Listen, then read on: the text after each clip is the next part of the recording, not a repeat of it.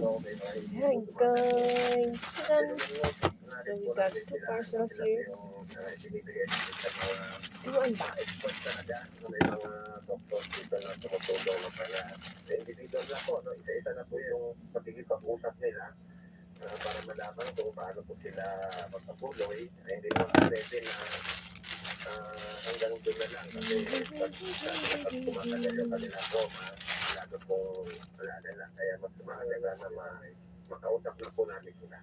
Ayaw naman natin, siyempre, na madali dito. Ang gusto natin, maayos ang pagbabalik eskwela ninyo lahat yan.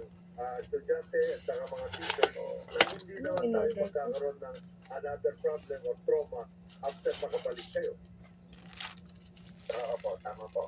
Pagkatapos kasi ng aming mga guro at mga principal, sana magdadagdagan pa sa mga 2 hanggang 3 araw pa. Saka po namin bibigyan din yung aming mga kabataan, no? Ng psychological first aid, no? Para sabihan natin Pangulo bago natin ayusin o pagpatuloy pag-aaral at ayusin yung mga building. Ayusin mo na Kaya mo nag-order ako ng ganito. mga bata at mga guro. So, Wait. Check natin yung